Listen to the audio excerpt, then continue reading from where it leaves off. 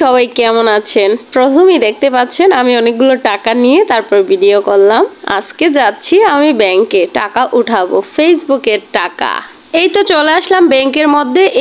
এই মহিলার খপ্পরে আমি পড়ছি। হঠাৎ করে উনি কইথন জানি আইসা আমার মোবাইলটা টান দিল, আর তখনই আমি আলাপ পেয়ে গেছি। পরে আমি বললাম কি ব্যাপার, আপনি কেন আমার ফোন টান দিয়েছেন? পরে বলতেছে আমি একটু আমার আম্মুরে ফোন দিব এই জন্য। তাই আমি বলতেছি আপনি আমাকে সেটা বললেই তো হয়, এভাবে টান দিলে কেমন হয়? পরে আর আমি ওনারে ফোন দেই নাই, চুপ করে এখানে বসে রয়েছি।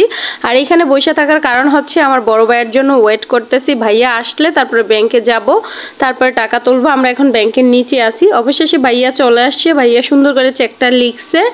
আর আমি যাব সিরিয়ালের জন্য দাঁড়াইতে। আমি একটু চেকের পাতার ছবি তুলে নিলাম। আজকে আমি তুলতেছি 15,000 টাকা। আলহামদুলিল্লাহ, ফেসবুকের টাকা আমি আস্তে আস্তে তুলে তুলে তারপরে ভাঙ্গি। আজকে আমার আম্মু আসবে, এই জন্য 15,000 টাকা তুলতেছি। আম্মুকে শপিং টপিং করে দিব, আমার খালামণিদেরকে।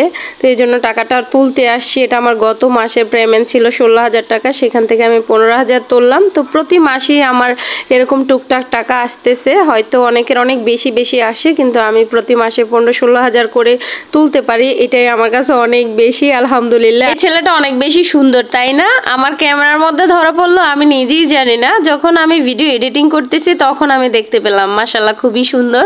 আর এই তো সুরভি বইসা আছে এইখানে কথা বলতেছিলাম যে আমার কার্ডটা ওই দিনকে এটিএমে খেয়ে ফেলছে।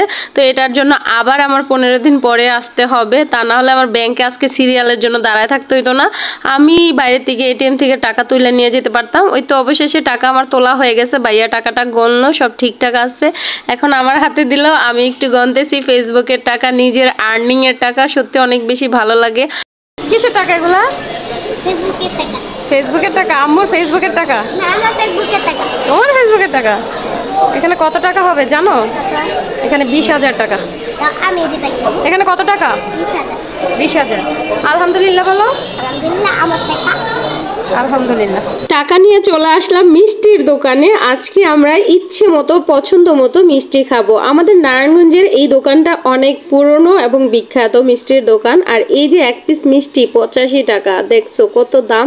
এখানে 200 টাকাও আছে একটা মিষ্টি। এত ভালো এখানকার মিষ্টিগুলা, খুবই স্বাদ। আর সবসময় আমার এই দোকানের মিষ্টি অনেক বেশি পছন্দ। সবাই মিলে মজা করে মিষ্টি খেলাম, আর মিষ্টির বিলটা আমাকে পে করতে হয়েছে, কারণ আজকে আমি ব্যাংক থেকে টাকা উঠাইছি, আমাকে কি আর ছাড়ে। তো সবাই মিলে অনেক বেশি মজা করলাম। অবশেষে চলে আসলাম বাসায়। আর বাসায় এসে আমার টাকাগুলা নিয়ে আমি সুন্দর করে একটু গনতেছিলাম আর হাওয়া খাচ্ছি এই টাকা দিয়ে। সত্যি অনেক কষ্টের টাকা এগুলা আমার। কিছু কিছু আত্মীয় স্বজন মনে করে একটু একটু লাপালাপি করে ভিডিও করি আর ছাড়া দিই, এমনি টাকা এসে পড়ে। আসলে না, ফেসবুকে যারা কন্টেন্ট ক্রিয়েট করে তারা জানে ফেসবুকে কতটা সময় দিতে হয়, কতটা কষ্ট করতে হয়।